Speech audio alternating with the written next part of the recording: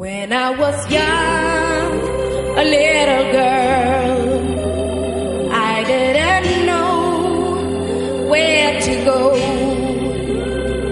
And then you came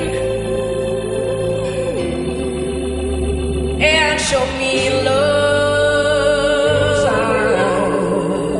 And now I'm so By the turn of the 20th century, many states had enacted Jim Crow laws, which were named for a song sung by a white minstrel character of the mid-1800s who imitated popular Negro tuning and dancing. Jim Crow laws were passed by southern states in order to create a racial caste system. By 1914, laws effectively created two separate societies, one Caucasian and one non-Caucasian. Not only were blacks forbidden from the same facilities as whites, but also the Spanish and Japanese. They could not ride alongside whites in the same rail car, sit in the same waiting room, same theater, attend the same schools, or dine in the same places. Blacks were denied access to beaches, swimming pools, parks, picnic areas, and many hospitals. However, this, alongside things like Rosa Parks' refusal to give up her butt seat to a white man in 1955, sparked intense protests by whites and concerned blacks. As the civil rights movement began to start, the intensity would only grow larger. The encounters between the media and freedom riders led to a historic time period engulfed in violence and relentlessness that led to equality and justice for all. Organizations influential in the civil rights movement include the SNCC and the NAACP. The NAACP, or the National Association for the Advancement of Colored People, was founded in 1909 and also was one of the first organizations developed to campaign for equality. They advocated for federal anti-lynching laws and coordinated a series of challenges to state-sponsored segregation in public schools. The NAACP, as well as CORE, not only organized freedom rides, but boycotts and sit-ins too.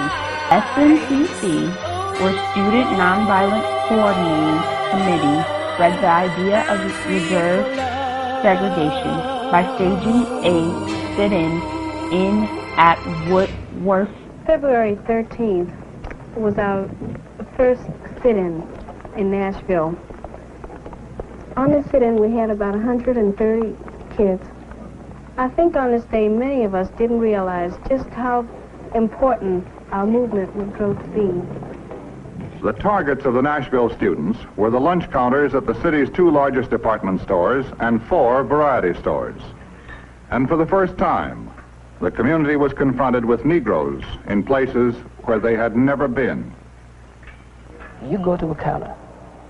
You do not request that the person sitting next to you get up and leave. You merely come in and sit down beside him, as any human being would do. You cause no violence. You have no angry words. You're friendly, and it sort of helps to project the idea that here sits beside me another human being. Altogether, it was a moving feeling within me that I was sitting there demanding a God-given right, and my soul became satisfied that I was right in what I was doing. At the same time, with something deep down within me, moving me, that I could no longer be satisfied or go along with an evil system. That I had to be maladjusted to it. And in spite of all of this, I had to keep loving the people who denied me service, who stared.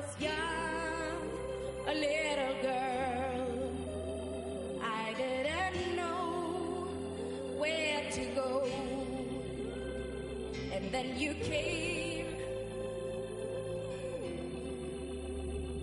March 13, 1961, James Farmer, the newly appointed director of CORE, issued a statement asking for volunteers to participate in a freedom ride that would test racial discrimination in interstate terminals. Philosophies. The ride lasted from April 9th to the 23rd. However, their journey was unable to catch any media attention. When I was young, little girl, I didn't know where to go. Then you came and showed me love. And now I'm so full of life.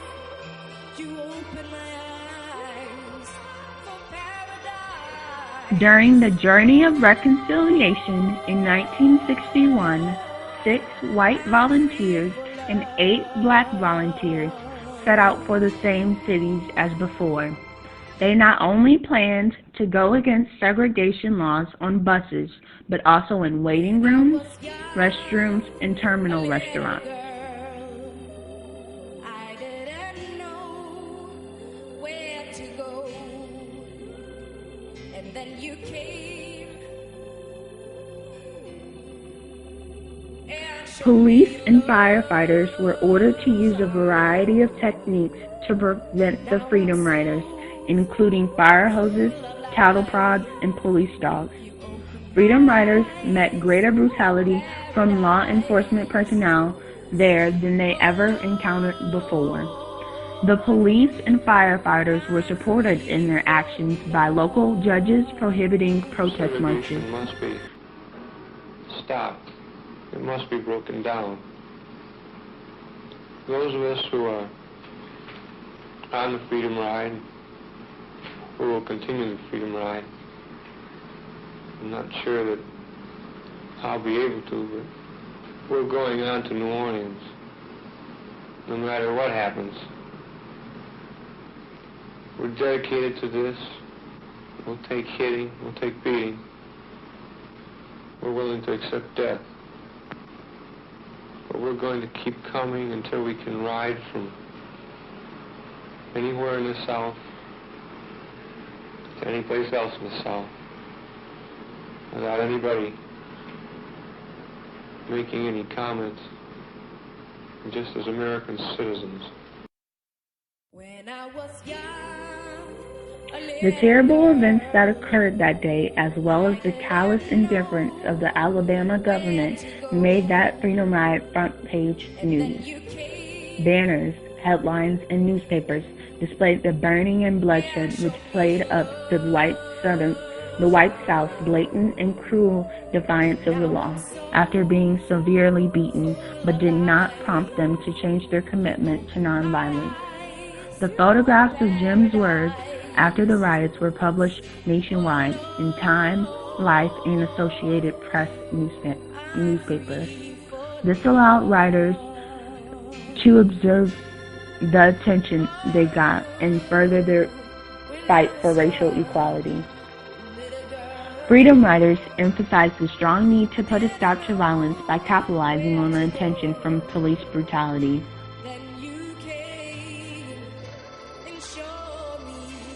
Major leaders who participated in Freedom Rides and fought for equality include James Farmer, Huey Newton, Martin Luther King Jr., Rosa Parks, Ralph Abernathy, Charles F. Muthue, and many more.